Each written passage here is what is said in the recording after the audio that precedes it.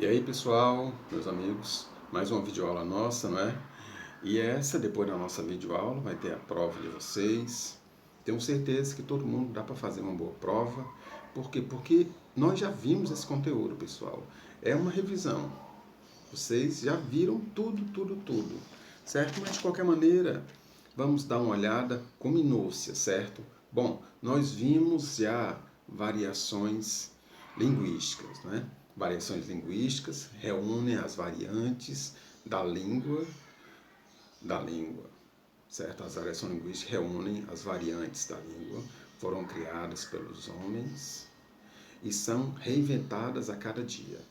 Dessas reinvenções surgem as variações que envolvem diversos aspectos. Esses aspectos, pessoal, nós vimos os aspectos históricos, sociais, culturais, geográficos, entre outros. No Brasil é possível encontrar muitas variações linguísticas, por exemplo, na língua regional. Olha aí, pessoal, na língua regional de região, né? Aí é o nosso amigo Chico Bento, certo? É uma variante linguística. Por quê? Porque ele é caipira, né? E ele tem o linguajar dele próprio. Marcos está errado? Não está errado. Está certo. Está certíssimo. Naquela localidade está certíssimo. Certo? Isso aí é importante para a gente observar, tá bom? Depois vocês derem uma lida nessa charzinha. Outro importante. Tipos e exemplos de variações linguísticas. Há diversos tipos de variações linguísticas segundo o campo de atuação. Bom, primeiro, variação geográfica ou diatópica. Geográfico, pessoal, é país, né? A partir do momento que você sai do Brasil, vai para outro país, já é geográfica, certo? Está relacionado com o local em que é desenvolvida, tal como as variações entre o português do Brasil e de Portugal, chamadas de regionalismo.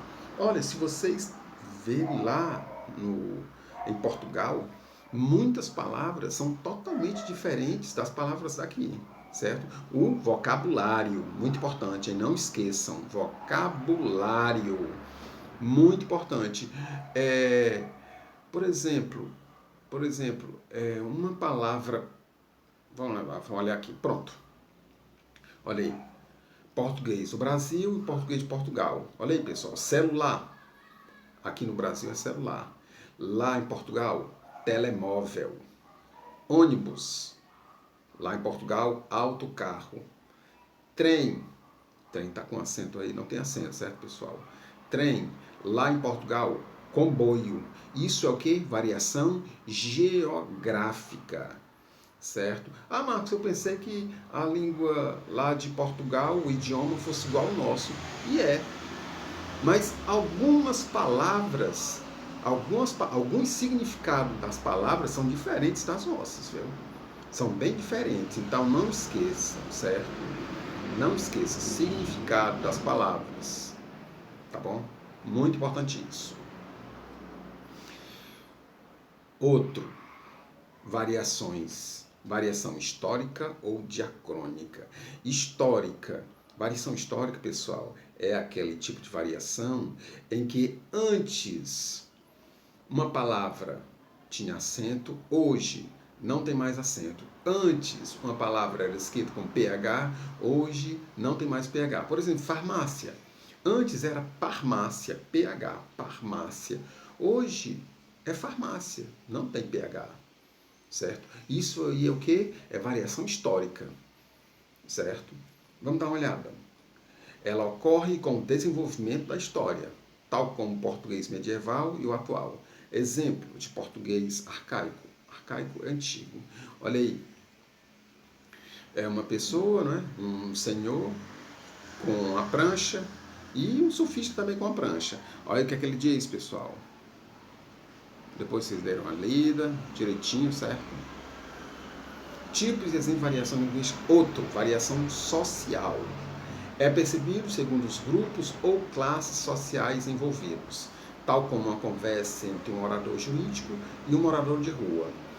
Exemplo desse tipo de variação são os socioletos. Um exemplo, pessoal, por exemplo, o linguajar, a fala de um advogado. Um advogado, ele não pode falar comigo da mesma forma que ele fala com um juiz, com o próprio amigo dele, um advogado. Não pode, por quê? Porque ele vai botar palavras que eu não vou entender, que eu não vou saber. Também outro, os sofistas. Os sofistas, eles têm um linguajar diferente, certo? Algumas gírias que eles dizem, você não vai entender, certo? Então, isso aí é variação social, certo, pessoal? Tem outro aí, uma tirinha bastante interessante, depois vocês derem uma lida, certo? Variação situacional ou diafase. Ocorre de acordo com o contexto, por exemplo, situações formais e informais. As gírias são expressões populares utilizadas por determinado grupo social. Olha aí, pessoal, nós já vimos situação formal e situação informal. Informal é você conversar com a tua mãe, com teu pai, com teus amigos, no dia a dia, uma conversa no dia a dia, certo? Agora, se você vai conversar com outra pessoa que você não conhece, você não vai utilizar as mesmas gírias que você utiliza com seu pai, sua mãe, seus irmãos, né? A mesma fala. Você não vai se comunicar com uma pessoa que você não conhece, certo? Você vai se policiar, você vai se regrar. Então, no lugar de ser informal, vai ser formal, certo? Aí tem um exemplo aí de gíria, certo? Depois vocês podem dar uma olhada direitinho, tá? Linguagem formal e informal. Quanto aos níveis da fala, podemos considerar dois padrões de linguagem, a linguagem formal e informal, que nós já vimos, né? Certamente, quando falamos com pessoas próximas, utilizamos a linguagem dita coloquial, a linguagem do dia a dia, né? Ou seja, aquela espontânea, dinâmica e despretensiosa.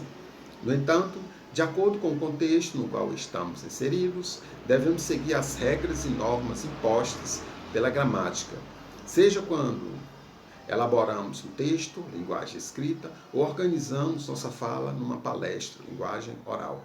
Claro, na escrita você vai se policiar, não é? É evidente. A forma escrita é totalmente diferente da forma falada, da forma oral. Ok? Pronto. Aí, pessoal, foram as variações linguísticas, certo? Mas aqui no nosso livro,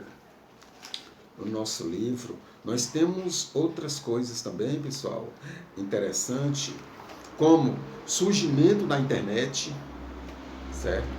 Dê uma olhada a respeito do surgimento da internet, tá ok? Porque tem uma questãozinha relacionada ao surgimento da internet. Outro também, pessoal, surgimento da internet. Outro também interessante, que está na nossa provinha, que eu botei, é a respeito de uma criação do e-mail. Sobre criação de e-mail. Tá? Dê uma olhada na página 120, criação de e-mail. Tá? Outras formas de se comunicar pela internet. Nós temos o Facebook, nós temos o Twitter, temos o Snapchat e temos o Instagram. Dê uma olhada também na página 121 sobre outras formas de se comunicar pela internet, tá bom? Então, a lida. Tem uma questãozinha relacionada às formas de se comunicar pela internet, tá? Outro também, pessoal, é a respeito das características do e-mail, certo? Características: destinatário, saudação, corpo do texto, despedir e assinatura. É na página 122. Características do e-mail. Dê uma lida também, certo? No mais, quanto às variações que nós vimos, né? Variação regional, variação social, variação histórica. Dê uma olhada, certo?